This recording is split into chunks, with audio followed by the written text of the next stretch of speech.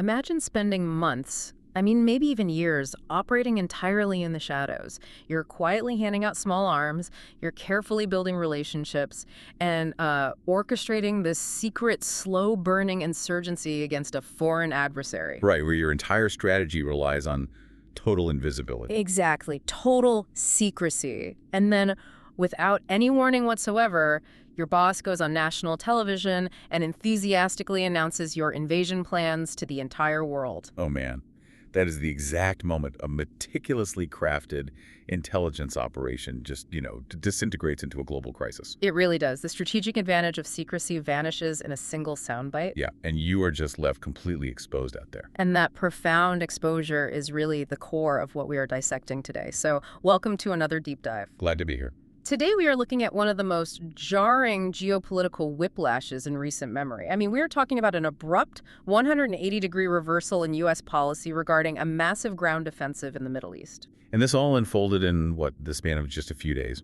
Literally just a few days. We are talking about the rapid mobilization of tens of thousands of fighters, covert operations being dragged directly into the spotlight, and then a sudden screeching halt. The sheer velocity of this policy pivot is just staggering. Right. We are moving from a state of clandestine friction straight to the brink of conventional war, and then all the way back again, before the international community could even really process what was happening. It's dizzying. So the mission of today's deep dive is to untangle this massive web. We're going to map out the exact timeline, examine the astonishing military buildup on the Iraq-Iran border, and, dissect the massive geopolitical risks that forced this sudden reversal. And to do this, we're pulling from a really comprehensive compilation report published by KULT. Yes, exactly. And this report aggregates intelligence and direct reporting from a formidable roster of sources. We're talking Bloomberg, Reuters, The Washington Post, CNN, NBC News, The New York Times, ABC News, The Straits Times, CBS News, and Sky News. Which is great, because synthesizing intelligence across that many major outlets allows us to see where the narratives align and, maybe more importantly, where they violently collide. Oh, and they definitely collide. But before we dive into those collisions, there is a foundational ground rule we really need to state up front. Right, the disclaimer. Yeah. Because our sources today deal with politically charged actions involving former President Trump, the U.S. military, and international conflict, we want to make it absolutely clear to you, we are not endorsing any viewpoints, left-wing or right-wing. Absolutely not. We are not taking any sides here. We are simply here to impartially report on the content provided in these sources and help you understand the ideas and facts as they were originally presented. And for you listening, this isn't just a dry foreign policy brief that you just passively absorb. No, not at all. What we have here is really a real-time masterclass in how behind-the-scenes intelligence collides with public political rhetoric. It really is. It demonstrates how quickly the fog of war can shift, and how the words of world leaders instantaneously alter the physical reality on the ground. Yeah, and understanding those mechanics is just crucial for anyone trying to navigate modern global news. Absolutely. So, to truly comprehend the absolute shock of this policy reversal, we have to start by looking at the sheer momentum of the military buildup that preceded it. Because, this situation didn't just manifest out of thin air on a Tuesday morning. No, definitely not. The foundation was laid through a highly calculated, deliberate process that operated way beneath the radar of public scrutiny for quite some time. Right. So, based on reporting from the New York Times, CNN, and NBC News, the CIA had actually been working for months to arm Iranian Kurdish factions. Classic covert initiative. Exactly. They were supplying small arms and quietly building up these groups with the explicit aim of undermining the government in Tehran. And the mechanics of that kind of covert strategy, they're built around the concept of plausible deniability. Meaning what exactly in this context? Well, you supply small arms, right? Rifles, light munitions. You do this to create a slow, simmering pressure on your adversary. It's the strategy of attrition. You slowly bleed their resources and force them to look inward at domestic security issues, all without the United States ever officially declaring its involvement. It's a slow burn. Exactly. But then someone flips on the stadium lights. In an incredibly sudden public shift, Trump conducts an interview with Reuters. Yeah, this was the moment. Right. And during this interview, he explicitly states that a Kurdish attack on Iran would be wonderful. He actually went on the record saying, "I would be totally for it." Which is wild, because transitioning from a covert CIA supply chain to a public, enthusiastic endorsement by a U.S. president, I mean, that fundamentally alters the geopolitical calculus. The shadows are just permanently gone at that point. Yeah. The operation is instantly formalized in the eyes of the adversary. And the escalation didn't stop at public rhetoric either. Behind closed doors, the momentum was accelerating even faster. What were they saying behind the scenes? Well, the Washington Post reported that Trump personally called the leaders of Iraq's two main Kurdish factions. And according to this reporting, he didn't just offer verbal encouragement. He actually offered them extensive U.S. air cover to actively push across the border and seize portions of western Iran. Wow. See, the introduction of extensive U.S. air cover into the conversation, that is the turning point from insurgency to invasion. Because it changes the scale. Exactly. Small arms are designed for hit-and-run guerrilla tactics, but sustained air support from the U.S. military. That is the prerequisite for a conventional territorial ground offensive. Okay, and adding to that pressure, CNN cited a source familiar with these talks who indicated Trump grew frustrated with the Iraqi Kurdish leaders. He basically gave them a hard ultimatum to choose a side between the United States and Iran. An ultimatum. Yeah. Just right then and there. Yeah. Okay, let's unpack this, because to me it's like, well, it's like the CIA has been quietly counting cards at a blackjack table for months, right? Slowly and carefully building a statistical advantage without drawing any attention from the pit boss. And suddenly, the player sitting at the table stands up and shouts to the entire casino that they are going all in. That is a perfect way to put it. Right. I mean, doesn't a sudden, highly public green light completely destroy the mechanical strategic value of a covert operation? Oh, absolutely. What's fascinating here is the fundamental tension between long-term intelligence gathering and the desire for immediate diplomatic pressure. Because they operate on totally different timelines. Exactly. The CIA's mechanism in an operation like this relies on patience. It's a gradual weakening over years. But when political leadership demands immediate, visible action, telling these factions to choose a side right now, it short-circuits that entire long-term plan. It forces their hand. It places immense, terrifying pressure on these Kurdish factions to act prematurely. Yeah. I mean, the window for guaranteed U.S. military support is suddenly wide open, but they have no idea when it might slam shut. And putting that kind of immense pressure on a regional powder keg practically guarantees an explosion. Oh, yeah. This public green light instantly triggered physical, violent consequences right there on the Iraq-Iran border. The theoretical rhetoric just manifested into undeniable logistical reality almost overnight. The sources outline a massive and immediate mobilization.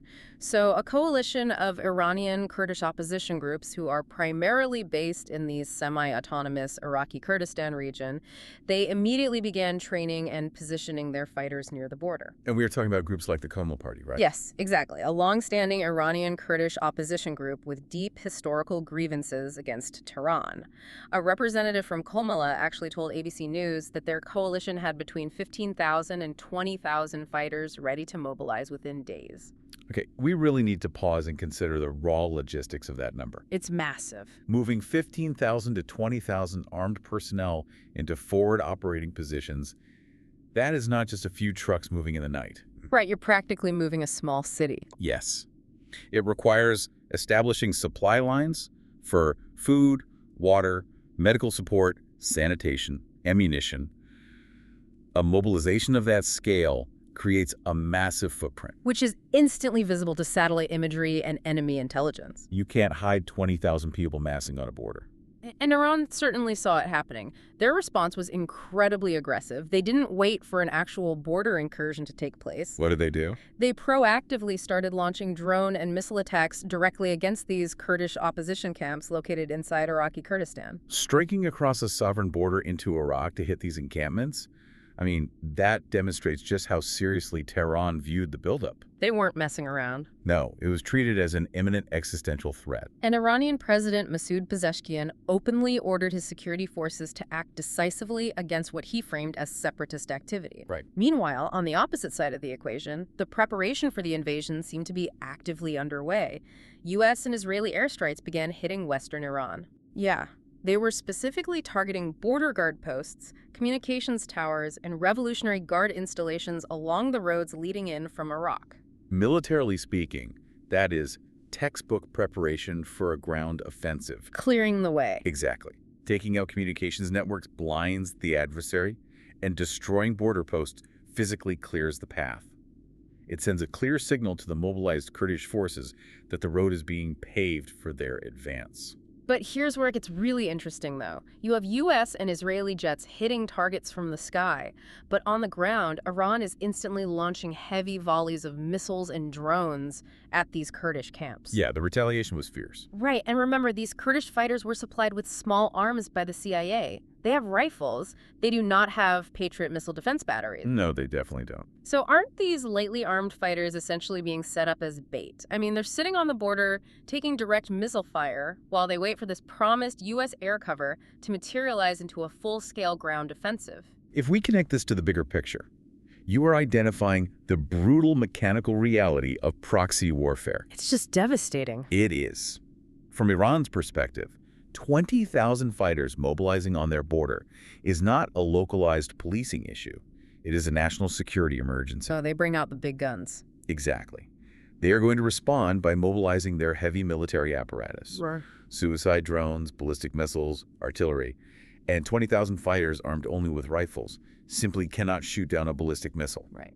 Without continuous, overwhelming U.S. air superiority actively suppressing those Iranian launch sites in real time, those Kurdish ground forces are entirely defenseless from the air. Which brings us to the moment the brakes were slammed. Mobilizing 20,000 fighters creates a geopolitical gravity that just cannot be ignored. Things were spiraling fast. With Iran launching retaliatory strikes and the path ostensibly being cleared by Allied airstrikes, the brutal reality of what a ground war actually entails seemed to finally hit Washington. The abstract concept of an invasion finally collided with the tactical reality of the battlefield. Yeah.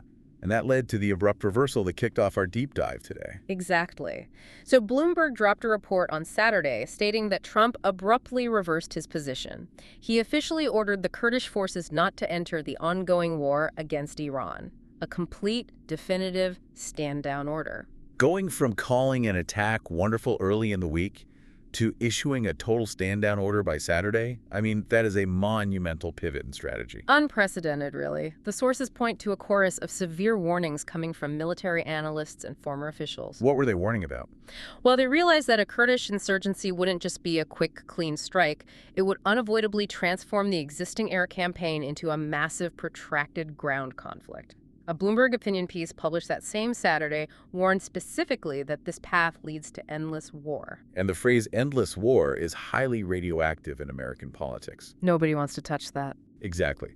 No administration wants to be responsible for initiating an uncontrollable, deeply unpopular quagmire. But beyond the political optics, there was a fascinating psychological analysis brought forward by the Straits Times. Oh, I found this part super interesting. Yeah. They argued that trying to foment a Kurdish revolt to trigger the territorial disintegration of Iran would likely backfire completely. Because of the rally around the flag effect? Yes. Their analysis suggested that an external invasion by separatist groups would actually trigger massive Iranian nationalism, unifying a fractured country against a common enemy. And that psychological mechanism is incredibly powerful. I mean, think about it. Even citizens who actively despise their own government will frequently set aside internal disputes and pick up a weapon to defend their national borders from a foreign invading force. It's just human nature. Right. By pushing for an invasion, the U.S. risked accidentally saving the very regime they were tricked to undermine. Then we have the purely tactical reality that CBS News highlighted. They reported that because these Kurdish groups were only lightly armed, they would be absolute easy targets without sustained, guaranteed U.S. air cover. Which goes back to what we were saying earlier. Right. It's like offering someone a ride onto a busy, high-speed highway, but they only have a bicycle. Of course, they'd be incredibly easy targets. That analogy hits the nail on the head. An insurgency relies almost entirely on invisibility. The moment you push lightly armed fighters out of the shadows and onto the highway of conventional open warfare, they lose their only real advantage. Stealth. Exactly. You're exposing them to an industrial-scale military machine that they're just not equipped to fight. The sudden reversal in Washington was almost certainly a culmination of all these dashboards flashing red simultaneously. All the alarms going off at once. Yeah. Military advisors likely pointed out the tactical slaughter waiting on the highway. Intelligence analysts warned of the psychological rally around the flag effect. And political advisors pointed to the absolute lack of domestic appetite for an endless ground war. So when the tactical math, the geopolitical strategy, and the domestic politics all point toward an unmitigated disaster, a screeching halt is really the only logical move. It's the only option left. But just when we seem to have a perfectly clear timeline of events, the quiet buildup, the public green light, the massive mobilization, and then the abrupt reversal, the sources themselves throw a massive wrench into the machinery of this narrative. This is where the story shifts from a timeline of events into a study of conflicting realities. It gets so messy. Sky News published a report on that exact same Saturday, citing a senior member of Iraq's Kurdish political elite. And this source completely 100% contradicts the earlier reporting from major U.S. media outlets. Wait, completely contradicts it? Completely. According to the senior Kurdish source, Trump did not actually ask the armed Kurdish groups to launch an incursion during those initial phone calls. Wow. Yeah. The source explicitly stated to Sky News that it would be, quote, well, they called it suicidal for Iranian Kurds to cross the border without firm U.S. guarantees. That is a total collapse of the foundational premise that supposedly triggered this entire escalation. Right. We have major U.S. outlets like the Washington Post and CNN reporting one reality, that the U.S. was actively pushing for an invasion and offering extensive air cover. And then we have a senior Iraqi Kurdish source telling Sky News the exact opposite, claiming that never happened and it would be suicidal. The narratives are just crashing into each other. It's a complete collapse of foundational facts. So what does this all mean? As someone trying to stay well-informed, how do you even parse this when the reporting clashes so violently in real time? This raises an important question about media literacy and the very nature of intelligence reporting during an active conflict. How so? Well, when you read reports citing unnamed sources familiar with the matter or senior political figures, you have to examine the mechanics of why that information is being shared. Because they always have an agenda. Exactly. In modern warfare, the press isn't just a neutral observer taking notes from the sidelines. It is a secondary battlefield. So the leaks themselves are functional weapons. Precisely. Let's look at how deliberate leaks function mechanically. It is entirely possible that different factions within the U.S. government were leaking different narratives to serve specific strategic goals. Like trying to scare someone. Yeah. An official in the administration might have leaked the aggressive greenlight narrative to CNN specifically to spook Tehran. They use the media report as a psychological weapon, sending a threat without having to officially declare war. So it's a highly publicized bluff designed to test Iran's reaction. Exactly. Now consider the Iraqi Kurdish official speaking to Sky News. By Saturday, Iranian missiles are already raining down on their territory. They are staring down the barrel of a massive, devastating regional war. Right, they're in the crosshairs. It is highly strategic for them to step up to a British broadcaster and broadcast a message of compliance, saying, hey, nobody asked us to invade, we aren't doing that, it would be suicidal. Ah, I see. That leak isn't necessarily about correcting the journalistic record. It is a desperate, calculated diplomatic maneuver to de-escalate the situation and convince Iran to stop bombing their camps. Basically using a news broadcast to send a life-saving message across the border. Yes. In the fog of war, contradictions in the media don't always mean someone is simply lying or practicing poor journalism. Often, it is an accurate reflection of a chaotic, multi-sided conflict where different players are actively weaponizing the truth to ensure their own strategic survival. That is wild to think about. Which brings us back to the sheer dizzying whiplash of this entire event.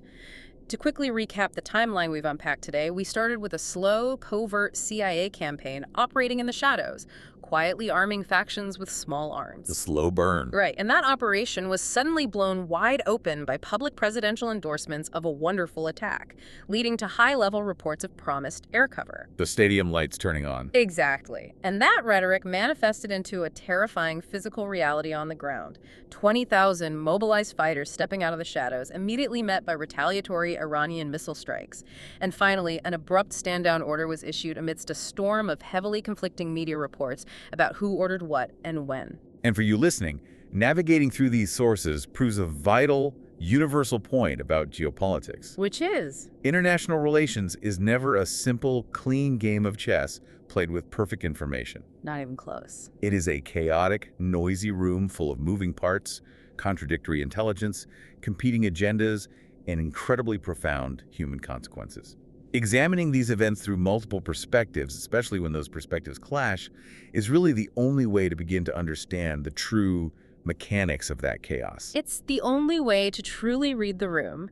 And as we wrap up this deep dive, I want to leave you with one final thought to mull over. Yeah, let's hear it. We know from the reporting that between 15,000 and 20,000 Kurdish fighters were trained, armed with CIA weapons, and mobilized right there at the border. A massive force. But now they have been officially ordered to stand down.